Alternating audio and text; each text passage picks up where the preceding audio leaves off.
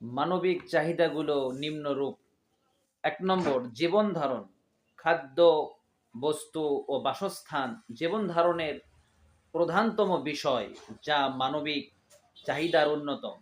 ধর্মে হালাল উপায়ে এই চাহিদাগুলো পূরণ করতে উৎসাহিত করা হয়েছে এবং হারাম পন্থা থেকে বিরত থাকতে বলা হয়েছে। ২ নম্বর, সামাজিক সম্পর্ক, বিবাহ শাদী, পরিবার গঠন ও সামাজিক সম্পর্ক বজায় রাখাও মানবিক চাহিদার মধ্যে পড়ে। ধর্মে বিবাহের প্রতি উৎসাহিত করা হয়েছে এবং আদর্শ পরিবারকে সুন্দর সুশৃঙ্খল সমাজের ভিত্তি হিসেবে গণ্য করা হয়েছে। ৩ নম্বর, শারীরিক ও মানসিক সুস্থতা, পর্যাপ্ত ঘুম, বিশ্রাম বিশ্রাম এবং স্বাস্থ্যকর জীবনযাপন করাও মানবিক চাহিদার অন্তর্ভুক্ত। ধর্মে এই বিষয়গুলোর প্রতি গুরুত্ব দেওয়া হয়েছে এবং স্বাস্থ্যকর জীবন যাপনের জন্য পরিষ্কার পরিচ্ছন্নতার প্রতি উৎসাহিত করা হয়েছে। ৪ নম্বর, জ্ঞানার্জন ও আত্মবিকাশ। জ্ঞানার্জন ও আত্মবিকাশ, জ্ঞানার্জন এবং নিজেকে উন্নত করাও একটি মানবিক চাহিদা। ধর্মে জ্ঞানার্জনের গুরুত্ব দেওয়া হয়েছে এবং প্রত্যেক মুসলমানের জন্য জ্ঞানার্জন আবশ্যক করা হয়েছে। ৫ নম্বর, স্রষ্টার প্রতি আত্মসমর্পণ ও ইবাদত করাও একটি মানবিক চাহিদা, কেননা এটি মানুষের আধ্যাত্মিক শান্তি ও পরিতৃপ্তি এনে দেয়। আলহামদুলিল্লাহ, নামাজ, ইবাদত এগুলো মানুষের আধ্যাত্মিক শান্তি ও পরিতৃপ্তি এনে দেয়। ধর্মের সবকিছু ইবাদতের অন্তর্ভুক্ত।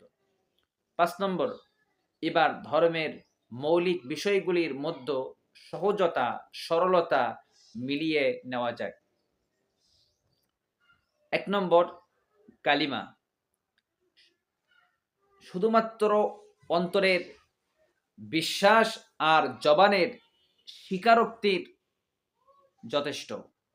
অন্তরে বিশ্বাস এবং জবানে স্বীকারোক্তি, এই দুইটাই যথেষ্ট কালিমার জন্য। অন্য কোনো শর্তাবলী কিংবা কোনো রকমের ঝুট ঝামেলা রাখা হয়নি। নামাজ প্রথমত একে ৫ ওয়াক্ত ভাগ করা হয়েছে।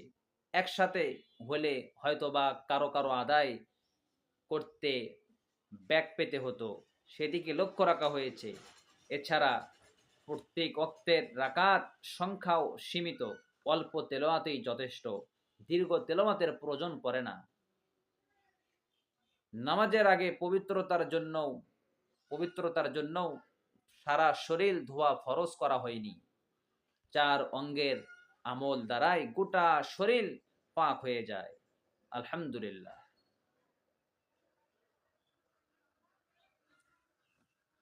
আমরা যে নামাজ পড়ি, আমরা ওযু করি, অথচ নামাজের আগে শরীরটা পাক হওয়া জরুরি। আমরা যদি ৫ বার দিনে গোসল করি, আল্লাহ যদি বিধান দিতেন ৫ বার দিনে গোসল করতে হবে, তাহলে আমাদের কষ্টকর হতো, অসুখ হতো।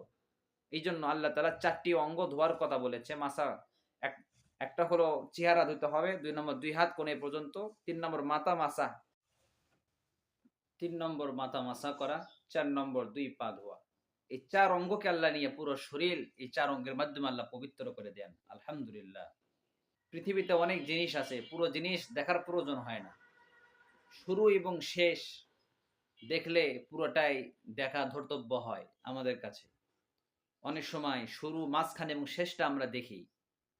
তো শুরুর দিকে লক্ষ্য করলে মানুষের শরীরে প্রথমে চেহারা, মাথা আসে, শুরুটা আল্লাহ ধোয়ার বিধান দিয়েছে। আবার শেষে পাটা ধোয়ার বিধান দিয়েছে। মাঝখানে হাত ধোয়ার বিধান দিয়েছে। তাহলে এই ৪ অঙ্গের মাধ্যমে আল্লাহ তাআলা আমাদেরকে পবিত্র করে দেন নামাজের জন্য। আমরা যদি ৫ বার নামাজের সময় মাথাকে ধুতাম, ধোয়ার হুকুম যদি থাকতো, আমাদের কষ্ট হতো, সর্দি জ্বর আসতো।